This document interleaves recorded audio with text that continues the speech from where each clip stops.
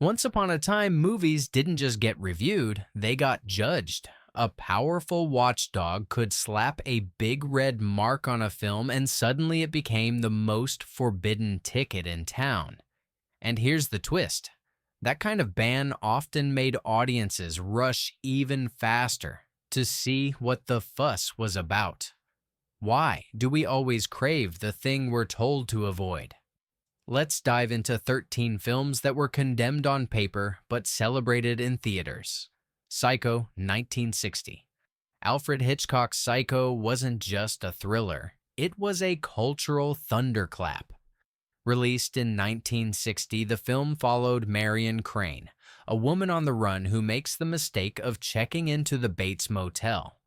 What seemed like a simple suspense story quickly turned into one of the most shocking twists in film history. Audiences had never seen anything like it. The famous shower scene alone had people gasping, some even fleeing theaters mid-screening. Hitchcock's masterstroke wasn't just the tension, but how he rewrote the rules of cinema. Suddenly, no character was safe, and no one could predict what would happen next. The Legion of Decency wasted no time condemning it, calling it improper, lurid, and unfit for respectable audiences. They insisted it was too intense and too disturbing. But of course, their warnings worked like free advertising. Instead of scaring people away, they made Psycho the movie everyone had to see. Crowds lined up around the block. Hitchcock even demanded theaters enforce a no late entry policy, adding to the aura of mystery. And far from being ruined by condemnation, Psycho became one of the most profitable films of its time, cementing Hitchcock as the master of suspense. Today, Psycho is celebrated as one of the greatest thrillers ever made. Its condemnation has long been forgotten, but its influence on filmmaking lives on in every suspense film that dares to shock us. Once again, the forbidden turned into the unforgettable. Dawn of the Dead, 1978. George A. Romero had already shaken the world with Night of the Living Dead, but his 1978 follow-up, Dawn of the Dead, raised the stakes. This time, the shuffling hordes weren't creeping through fields or graveyards. They were storming the local shopping mall. It sounds bizarre, even a little funny, until you realize how sharp Romero's vision was. The mall wasn't just a backdrop, it was a mirror. Shoppers mindlessly wandering the escalators looked a lot like the slow-moving creatures outside. That biting social commentary, mixed with graphic imagery, was more than enough to get the censors pointing fingers. They branded the film as unacceptable, too gory, too grim, too chaotic. And yet audiences couldn't get enough. Instead of running away, people lined up in droves. They laughed at the absurdity, gasped at the tension, and maybe even recognized themselves in the reflection. The special effects were groundbreaking for the time, making every chase and confrontation feel disturbingly real. The condemnation was meant to silence Romero, but it did the opposite. It turned the film into a cult favorite, a rallying cry for anyone who felt like rules were meant to be broken. Today, Dawn of the Dead isn't just remembered as a zombie flick. It's studied as social satire, admired for its wild creativity, and still manages to creep out new generations. In other words, it's living proof that when authority tries to scare you away, curiosity drags you right back in. A Streetcar Named Desire, 1951. When A Streetcar Named Desire arrived in 1951, it didn't just introduce Marlon Brando to the world, it introduced a whole new style of acting that was electric, unpredictable, and unforgettable. Based on Tennessee Williams's celebrated play, the film followed Blanche Dubois, played by Vivien Leigh, as she descended into fragility while clashing with the raw power of Stanley Kowalski, Brando's breakout role. The performances were intense, the dialogue sharp, and the atmosphere heavy with tension. But that very intensity was what drew the ire of the Legion of Decency. They condemned it for what they called indecent themes and for presenting characters whose flaws were front and center. To them, this wasn't a drama. It was a dangerous portrayal of a world they didn't want audiences to see. Yet, the condemnation only made it more fascinating. Audiences flocked to see what made it so controversial. Brando's explosive style, his rough edges, and Vivien Leigh's tragic unraveling left moviegoers stunned. Instead of being put off, they were enthralled. The film went on to win 4 Academy Awards and remains one of the crown jewels of American cinema. Far from destroying it, the condemnation actually helped cement its legacy. Streetcar didn't just entertain, it changed the way people thought about performance, dialogue, and realism on screen. And in the end, the very thing that some wanted to silence became one of the most celebrated dramas ever made. The Outlaw, 1943. Long before modern blockbusters tested the limits of what was acceptable, Howard Hughes pulled a stunt that guaranteed headlines. His 1943 Western The Outlaw was supposed to be about Billy the Kid and Pat Garrett, but let's be real. People weren't talking about the gunfights. They were talking about Jane Russell. Hughes had designed a special wardrobe for his leading lady, making sure she caught every eye. And she did. The moment censors saw the footage, alarms rang. The Legion slammed it with condemnation, claiming it pushed decency off the map. The controversy dragged on for years, with edits, cuts, and arguments holding the release hostage. Here's the twist. Every delay, every fight over what could or couldn't be shown only made audiences more eager. By the time it finally played, viewers were lining up just to see the film that had caused such an uproar. The plot may have been a typical Western, but no one left the theater talking about the horses or the shootouts. The Outlaw proved a crucial point about movie history. When you tell people they can't look at something, they'll look twice as hard. Hughes knew this better than anyone, and he laughed all the way to the bank. What began as a battle with censors ended up cementing Jane Russell as a Hollywood star, proving that sometimes controversy sells better than a clever script. La Dolce Vita, 1960. If one film symbolized style, scandal, and allure all at once, it was Federico Fellini's La Dolce Vita. Released in 1960, it painted a sweeping portrait of Rome's nightlife through the eyes of Marcello Mastroianni, a journalist drifting from one glamorous party to the next. The film looked incredible. Decadent settings, beautiful people, and unforgettable moments like the famous fountain scene that still gets referenced today. But beneath the shine was a critique of emptiness. Fellini wasn't just celebrating luxury, he was exposing its hollowness. That nuance, however, didn't matter to the guardians of morality. To them, the film glorified indulgence and carefree living. They slapped it with condemnation, convinced it would lead viewers down the wrong path. Here's the irony. Audiences adored it. The movie was long, complex, and at times surreal, but it struck a chord with people living in a rapidly changing world. It wasn't just about Rome, it was about modern life, chasing thrills, and losing your center along the way. And for viewers, being told it was forbidden only heightened the intrigue. Decades later, La Dolce Vita is hailed as one of the greatest films ever made, a cornerstone of world cinema. What once drew scorn now sits in the pantheon of artistic triumphs. And it proves one thing: when you condemn glamour, you only make it shine brighter. Baby Doll, 1956. Elia Kazan was never afraid of stirring the pot, and with Baby Doll in 1956, he practically tipped it over. The film starred Carol Baker as a young bride stuck in a marriage that was more awkward than romantic, caught in a tense triangle with her much older husband and his rival. It had all the hallmarks of a Southern drama: steamy heat, jealous tempers, and whispers of temptation. The moment critics saw it, they knew it would ruffle feathers. And sure enough, the Legion wasted no time condemning it. They called it unwholesome, pointing to scenes they believed pushed boundaries too far. Baker's performance, sweet on the surface but filled with sly undertones, was like a dare to anyone watching.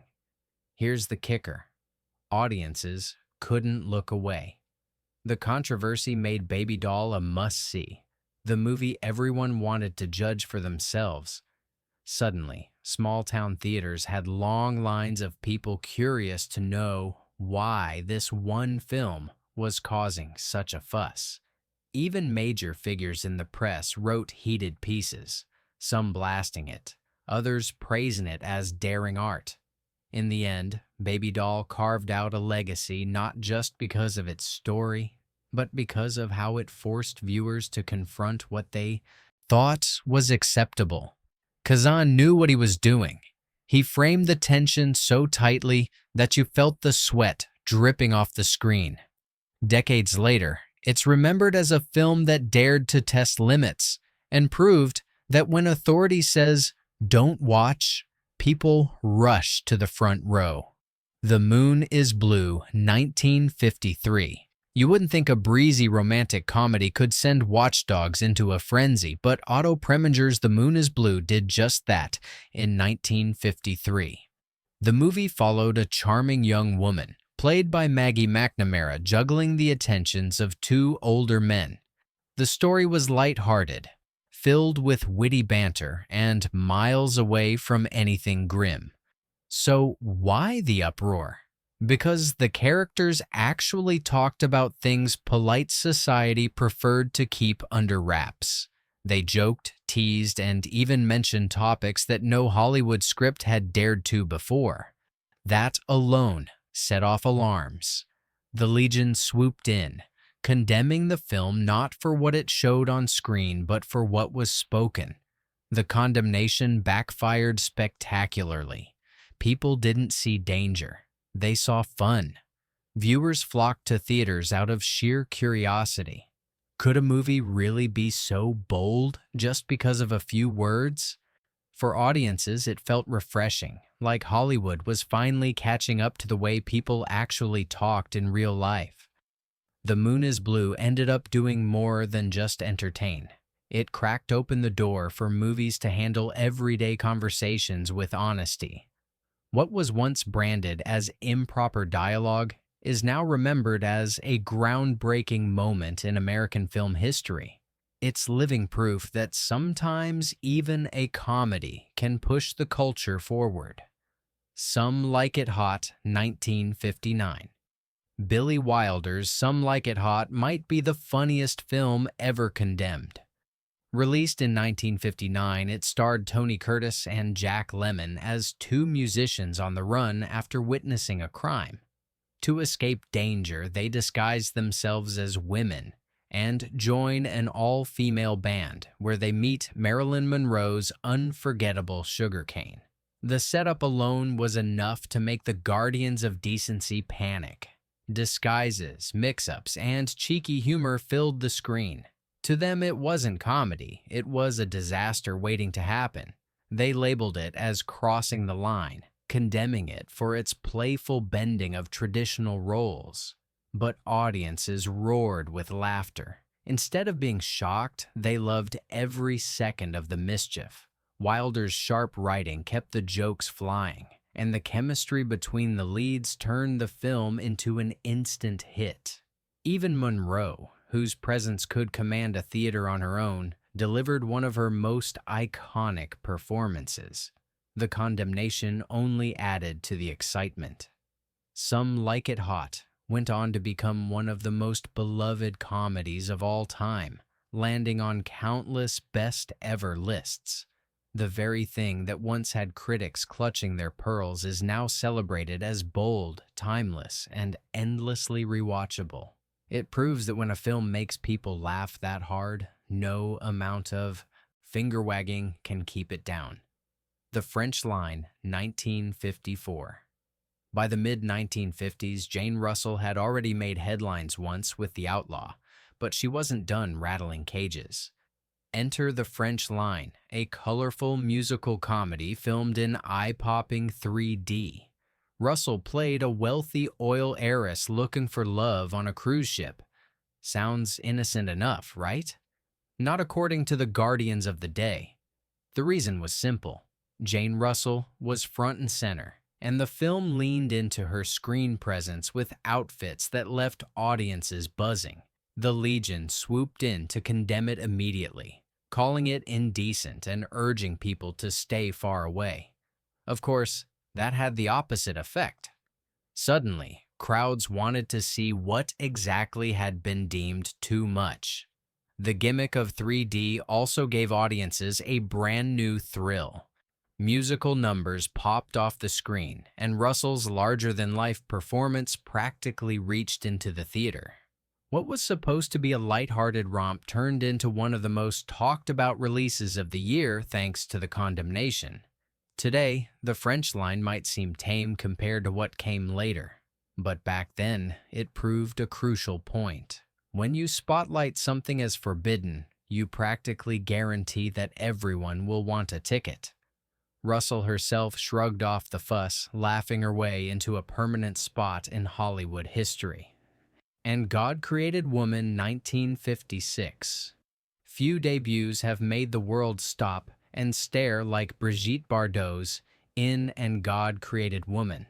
Directed by Roger Vadim, the 1956 French film introduced Bardot as Juliette, a carefree young woman in a small town whose independent spirit caused no end of chaos.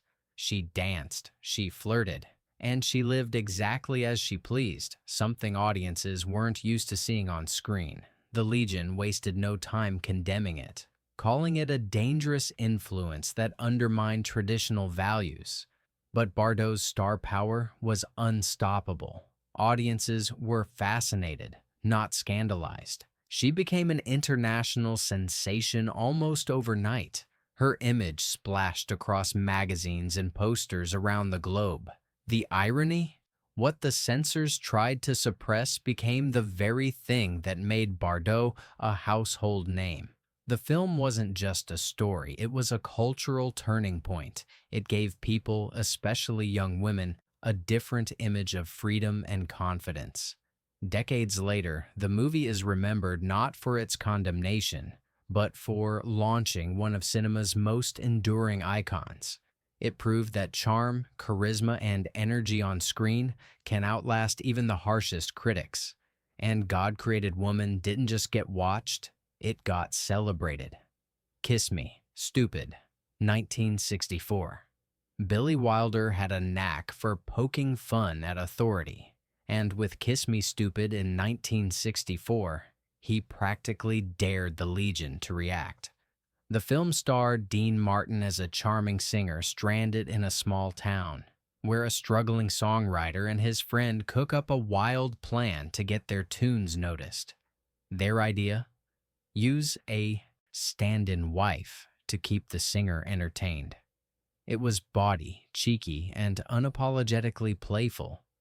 The Legion predictably condemned it for being improper and reckless, but Wilder wasn't interested in pleasing them. He was interested in making audiences laugh.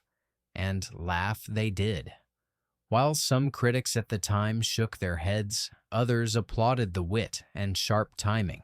The condemnation didn't kill the film. It only boosted its profile. Viewers who wanted something daring flocked to see it. And Wilder once again proved he was a step ahead of the rule makers. Over time, Kiss Me Stupid gained a reputation as one of his most underrated works, a reminder that comedy can get away with things drama never could. It's proof that when you mix sharp humor with fearless storytelling, no condemnation can stop the punchline from landing. Gilda 1946. If Rita Hayworth had only made one movie, Gilda would have been enough to make her a legend. Released in 1946, this sultry noir put her front and center as a woman caught between loyalty, danger, and desire. But the moment that defined the film and sent critics into a frenzy was her famous glove striptease, a performance so magnetic that it still gets referenced today.